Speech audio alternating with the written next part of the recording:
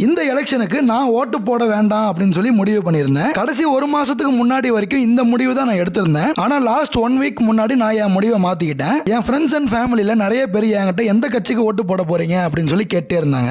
என்ன பொறுத்த வரைக்கும் வயசானவங்களும் ரொம்ப கஷ்டப்படுறவங்களுக்கும் இந்த கவர்மெண்ட் மூலமா ஃப்ரீயா ஏதாவது உதவி கிடைச்சாலும் தங்கறதுக்கு இடம் 3 வேளை சாப்பாடு அப்படின்ற மாதிரி எந்த அரசாங்கம் வந்தாலும் அந்த விஷயங்களை மட்டும் கொஞ்சம் கரெக்டா ஃபாலோ பண்ணாங்க அப்படின்னா நாம ஓட்டு போடுறதுக்கு ரொம்ப நியாயமாவும் நேர்மையாவும் இருக்கும். எப்பவுமே நான் என் ஃப்ரெண்ட்ஸ் கிட்ட பேசும்போது புது கவர்மெண்ட் வர்றதுனால நமக்கு ஏதாவது யூஸ்ஃபுல்லா இருக்குமா அப்படின்னு சொல்லி நான் பேசவே மாட்டேன். தமிழ்நாட்டில் ரொம்ப கஷ்டப்படுறவங்க அவங்க முன்னேற்றத்துக்கான ஏற்பாடுகளை கவர்மெண்ட் செஞ்சுச்சு அப்படின்னா அது ரொம்ப யூஸ்ஃபுல்லா இருக்கும் அப்படின்னு சொல்லி தான் நான் என் ஃப்ரெண்ட்ஸ் கிட்ட எப்பவுமே பேசுவேன். நம்மளுக்கு என்ன நடக்கும் நமக்கு என்ன நடக்கும் அப்படின்னு சொல்லி நம்ம சுயநலமா எப்பவுமே நினைக்க கூடாது. ஒரு மாசத்துக்கு முன்னாடி வரைக்கும் நான் ஓட்டு போட வேண்டாம்னு தான் நினைச்சிருந்தேன். ஆனா ஒரு வாரத்துக்கு முன்னாடி சரி ஓகே நம்ம ஓட்டு போடாம இருந்தா ஒரு ஓட்டு வேஸ்டா போயிடும். கண்டிப்பா நாளைக்கு ஏப்ரல் 23 சோ அந்த டைம்ல போய் நம்மளோட ஒரு ஓட்டை ரெஜிஸ்டர் பண்ணிடுவோம். சோ உங்கள நிறைய பேர் எந்த கட்சிக்கு ஓட்டு போடலாம் அப்படின்னு சொல்லி முடிவு பண்ணிருவீங்க. சில பேர் இதை பத்தி நீங்க ஏன் பேசுறீங்க அப்படின்னு சொல்லி கேட்கலாம். எனக்கு மட்டும் கிடையாது, இந்த வீடியோ பார்க்குற எல்லாருக்குமே உங்களுக்கும் பேசுறதுக்கு உரிமை இருக்கு. ஏன்னா நம்ம ஒவ்வொருத்தங்களோட டாக்ஸ்ல தான் இந்த கவர்மெண்ட்டே செயல்பட்டு இருக்கு. ஸோ அப்பேற்பட்ட கவர்மெண்ட்டையே சூஸ் பண்ற பொறுப்பு நம்ம கையில இருக்குது. கண்டிப்பா நாளைக்கு போய் ஓட்டு போட்டுருங்க.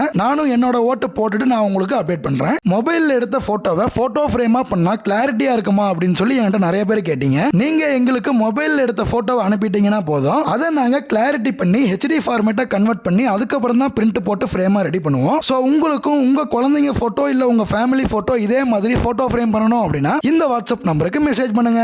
இந்த வாட்ஸ்அப் நம்பருக்கு மெசேஜ் பண்ணீங்கன்னா நீங்க அனுப்புற போட்டோவை போட்டோ ஃப்ரேமா ரெடி பண்ணி உங்க அட்ரஸ்க்கு கொரியர் போட்டுருவோம். உடனே இந்த வாட்ஸ்அப் நம்பருக்கு மெசேஜ் பண்ணுங்க, உங்க ஆர்டரை பிளேஸ் பண்ணுங்க.